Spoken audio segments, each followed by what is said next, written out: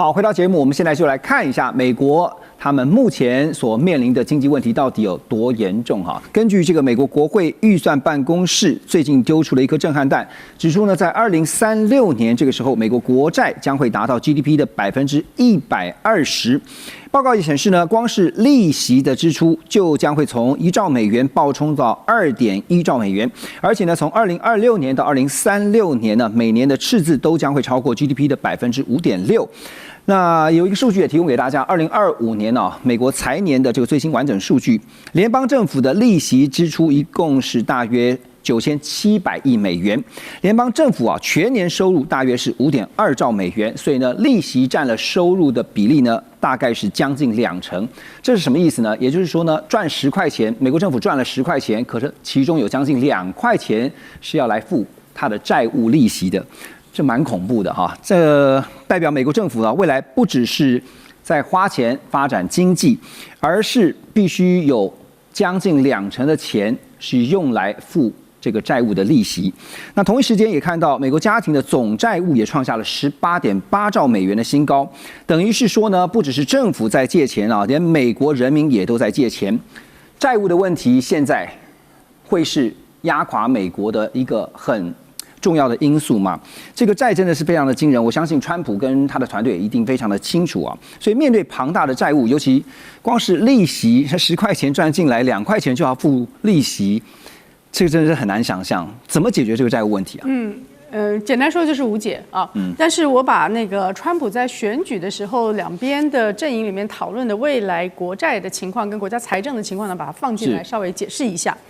在选举的时候呢，事实上你到目前为止看到川普说他要继续增加军费的支出，那美国的军费其实现在已经低于你刚刚讲的利息支出了，它是8000多亿，利息已经到了将近1兆。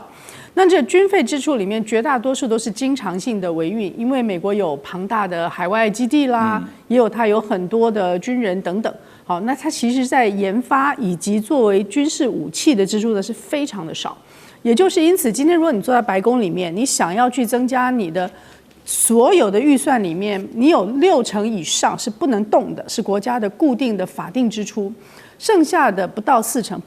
啊。原来以前呢有2成左右是放在军事相关的支出，就是 discretionary， 就是可挪动的，有不到2成呢是在非军事的可挪动的，所以这2成都不能动。已经满了，所以剩下的现在连利息支出都可能要靠举债，所以我们才会看到它的债务会一直像滚雪球的往上，就是利上滚利的往上走，越滚越大。所以原来在24年的时候，我们还在讨论的是34兆嘛，34万亿，到了25年底呢，已经到了38。就今年年初开始就已经是38了，那接下来它就会更快的滚，因为它所有的部分收入的部分，企业税不能动，很少。大部分的税是来自于所得税，那是人民已经被你又需要有2017的减税法案，所以富人税你又减了，所以我们再简单的整理一下，你的收入的部分要减富人税，对，支出的部分呢本来就已经不足了，要增加军费，还要增加你的那个 debt service， 就是利息支出，你这2个是要增加的，所以你的预算的赤字一定是越来越大，这是非常明显。好，所以今天在特朗普的手中，他其实是在美国国内的财政是无解的，因此他的军费有一部分他就希望能够移转到其他的人做共同负担，对不对？然后呢，在他的国内的所有的基础建设，今天无论说大家说高铁不好啊，高速公路不好，通通没有钱。所以美国的基础建设会长期的在于低度投资的状况，只能靠有地方就会把它用各种情况的私人化、外包化，或者是做像澳洲的 Macquarie 那个银行它特别常常的就是把公营的，包含了英国的 Heathrow 机场拿来包下来经营，然后固定的给政府财政支出，它得用这种财政的手段去解决它的公共支出不足。那接下来就是你在收入的部分，就算是你要再去增加对于老百姓的税收，因为都是所得税是最大的，企业税很小，而且所得税里面的富人也付的很少。那么这个情况之下，它增加税收的结果就是老百姓可支配的所得会减少。对，那再加上你关税会让财务会让货物慢慢的会有输入性的通膨，它会慢慢的会有更多的通货膨胀，所以可用的钱是很少的。所以我先说无解。那无解的办法呢，就是你转嫁，或者是你继续举债，就是大概是这2个办法是目前特朗普的心里面的打算。那可是这个打算呢，也要在别人都同意的情况之下，所以就算是色厉内荏，还是要色厉，要看起来很强势、很强大。你们大家通通要来跟我分配这个军费等等啊。所以我觉得今天我们看到的是，不是说美国会突然间的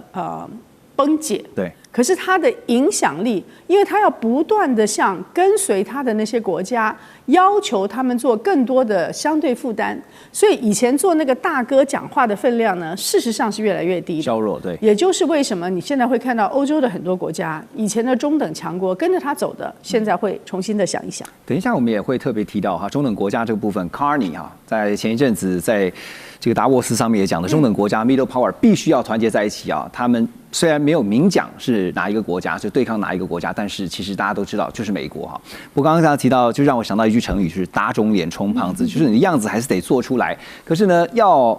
怎么样让其他国家去愿意买美债啊？包括我们先前曾经也在节目当中请教倩姐，就是稳定币这件事情哈，未来是不是也会是一个方法？好，那换句话来说呢，我们现在看到就是说，刚才特别倩姐提到说，川普他祭出了全球性的关税哈，可是呢，其实坦白说，美国人也是受害非常的严重的，因为祭出的关税并不是像是在惩罚外国，而是把成本通通转嫁给了自己人。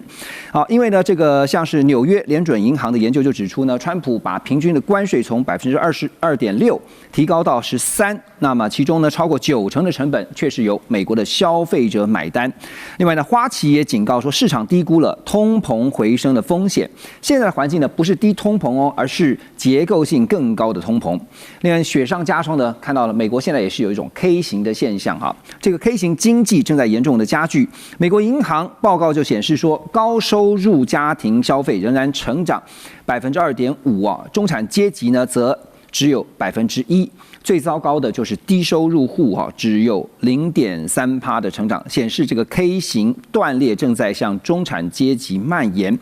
那在美国，大家知道基本的交通工具就是汽车。美国的新车均价呢已经突破了5.1万美元。那有咨询机构啊，就是 Plaid Morgan 他们的研究指出，竟然有1/3的美国人买不起新车。好，关税90%是由美国民众自己承担了，老百姓变成了关税下的牺牲品哈。但是现在通膨呢，也看到好像风险还没有完全的解除，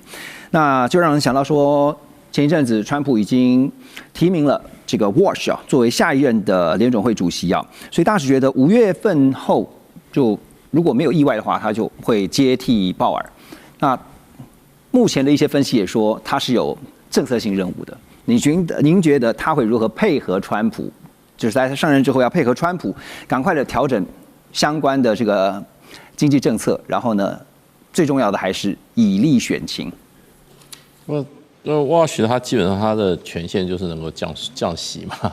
对，就降息，他只能降息啊。降息的话就是通货，就是说会膨胀啊，就是说你一定把钱大家领出来花嘛。理论上很简单，领出来花，然后领出来这个怎么样？领出来投资啊，就刺激经济。对啊，不过会不会像川普讲的经济成长到15%？哇，这打破世界纪录！你知道德国在跟中国大陆这个改革开放密切挂钩的时候，这么成熟一个经济体，它达到6%的经济成长率，经济学家已经说奇迹啊。所以川普真的很敢讲，你没有大量的外部市场因素，你不可能造成你那个固定的市场规模，固定市场就突然变这么大。那个美国一般那个我看那个 IMF 给美国明年的这个经济成长率好像1.8吧，对，川普这个都是15。不过现在美国很难测，因为1月的数据啊，我看美国经济是很好的。它的那个失业率往下降，就业人数往上升，然后呢，这个投资啊，还有这个储蓄率下降，都是很好的迹象啊。可是问题就变成就是说，现在美国有个问题啊，川普已经把那个很多重要的政府统计机关把它封关了，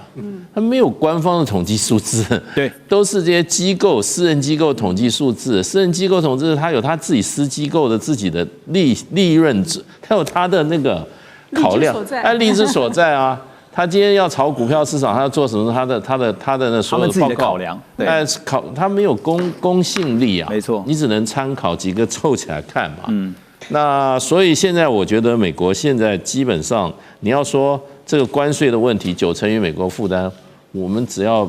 懂得经济学 ABC 的人都知道啊，只有川普一个人硬凹到现在啊。所以真正的真相，就经济真相，可能只有川普最知道。对，我跟你讲，美国是这样的，我问他经济你是可以刺激起来，你的经济景象可以比较好，可是并不代表美国人的生活会改善。这是两个分开的问题。那川普事实上的话，你也没错，你给富人降税，理论上就富人他就可以怎么样，拿更多钱出来投资做经营。那是美国富人是不是这样做呢？你也不知道。那所以就变成我是觉得川普事实上是很会搞钱的人。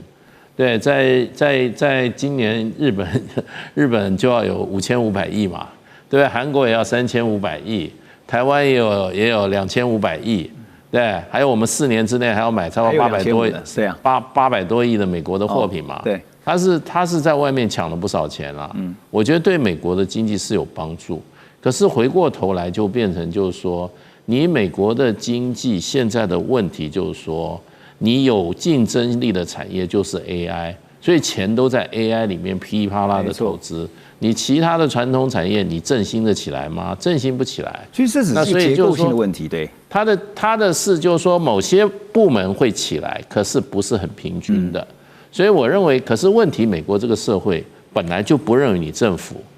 有救任何穷人的这个义务的，你穷人就是 loser， 美国就会让街上躺很多那些loser， 美国社会也不会去强求那个政府的，只是说我认为美国是会贫富差距会越来越严重。对，另外一方面呢，美国产业之间的荣枯会非常的明显，有些产业就完蛋了。大使，你点到一个重点啊，就是我们刚刚提到那个 K 型经济会越来越加剧就是那个 K 单就是一个往上走，一个往下走，那个有钱的越有钱。没钱的越没钱，所以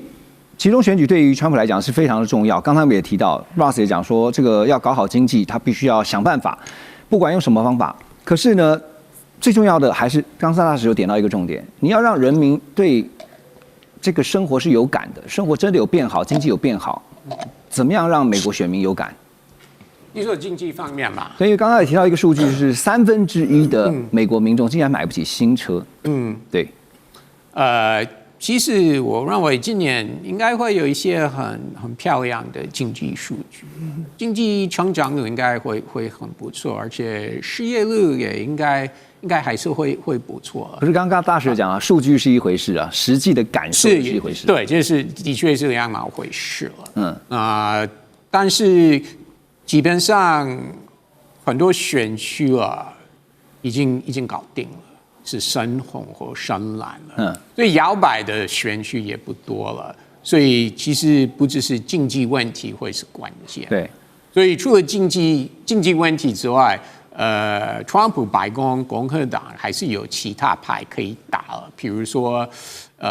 移民啊，因为的确移民就是非法移民，就是入境美国的这个数字的确有降低很多，所以川普会说我这方面有成功。我说到的有做到的，所以移民牌还是有效，你觉得？我觉得有效，有效。虽然有很多人，最近几个月有很多人反对怎么执行这个抓非法移民的政策，但是我说抓非法移民在国内的非法移民跟边境的问题是两件不同的事情，所以至少我们知道，按照数字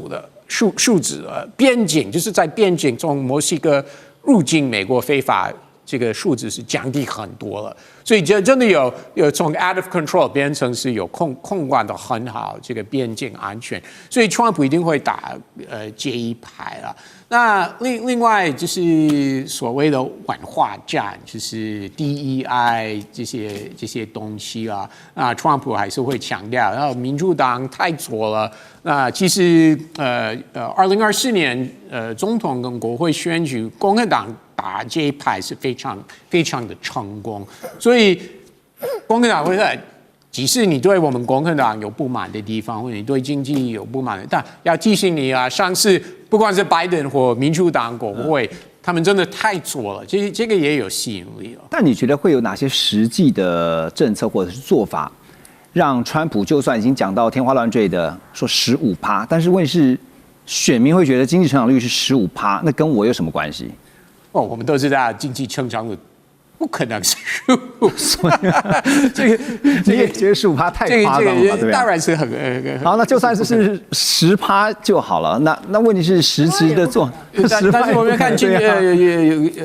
天是太早了，所以关键还是在进入夏天的美国的夏天，7、8月份、9月份那个时候，看经济数据如何。但是我真的认为，目前看起来是数据不会太差了。OK， 好，这个讲到这个15%，就想到说川普这样随便讲哈，其实他的言论也一再的受到挑战，就是他的公信力何在哈？就包括等一下我们要来聊的是美墨加协定，现在也传出说川普要评估要退出，那一旦退出，它造成的冲击跟影响，后续怎么观察？马上回来。中美互动牵动全球，美中竞争，地缘争霸，外交、军事、科技、经济，多元观点，权威分析，一同掌握2026全球新秩序、新赛局。每周6日，寰宇全世界带您走进全世界。